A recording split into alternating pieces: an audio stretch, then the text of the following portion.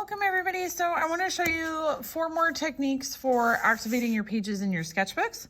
So this one right here is done with Saran Wrap, or you can use like trash bag plastic, the really thin kind.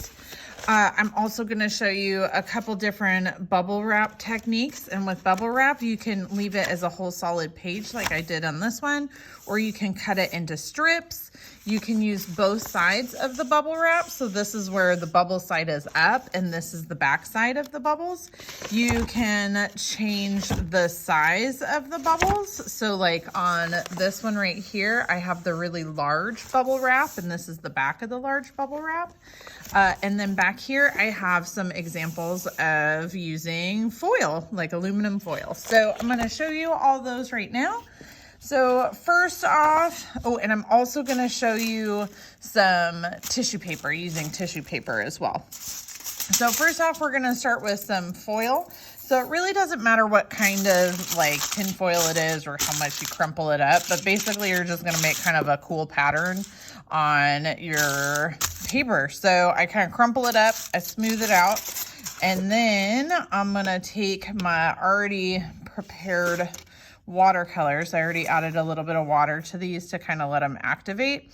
And I'm going to take a bunch of color and add it on. Now I can do the blooming, I can do whatever I want basically. So remember, blooming is where you have one color on there, it's already wet, and then you add another color near it, and where it blends together, that's called blooming. So you just want to get some heavy pigment on there. This is a little bit on the lighter side, but it could still look really nice. I'm going to add a little bit more of the red all the way across. And you can mix colors, that's totally fine too. But once you have the whole paper covered, then you're just going to set the tin foil on the top of it, and you're going to let it dry overnight. So just set it off to the side, let it dry, and then you're gonna start your next one. So for my next one, I'm gonna do the bubble wrap, and you can combine techniques. Like I said, if you wanna cut the bubble wrap into different shapes, or you wanna add on foil in one part and bubble wrap in another part, you can totally do that. It's completely up to you.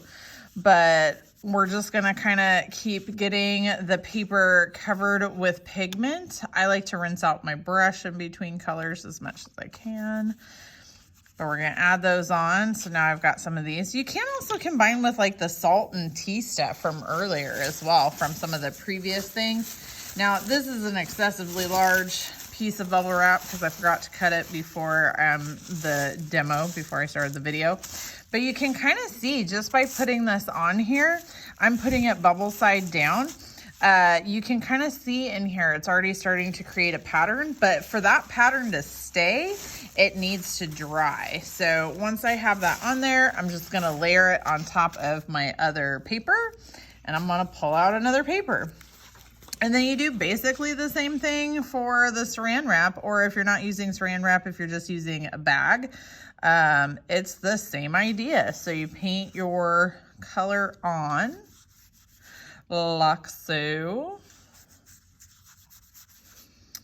And then you're gonna add the bag on top and let it dry overnight. Most of these, like I said, you gotta let it dry overnight so you can really see the magic the next day. So I'm gonna add this on here. That's why I showed you the examples at the beginning. So I just stick that on there, and I just usually, with this one, the Saran Wrap and the bubble wrap too, I'll put, because I usually do it in my sketchbook, I make sure I layer stuff on top of it so that it's kind of compressed a little bit. I like to do that. And then for my next paper, really for my last one, so you have a couple different options with the tissue paper. So I'm gonna use this orange tissue paper. Now you could go with a analogous color for this, so like a yellow or a red, or you could go for, you know, whatever really you want, or like a lighter shade of orange. It's kind of up to you, but the paper itself is gonna actually leave a color. So you can add watercolor, but you can also just add water. So like if I want to just add water onto this part, I'm gonna have some red and I'm gonna have some just not. And I'm crumpled it up and I'm just gonna stick this on here and I'm gonna leave this on here overnight again so it dries.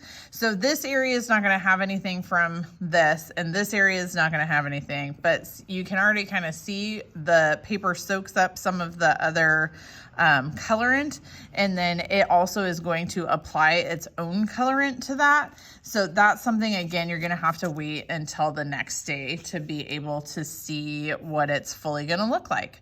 So that was the paper, the tissue paper, colored tissue paper, the plastic bag or saran wrap, the bubble wrap, and like I said, you can use any side, and the foil. All right, give it a try, have fun. Thanks, everybody.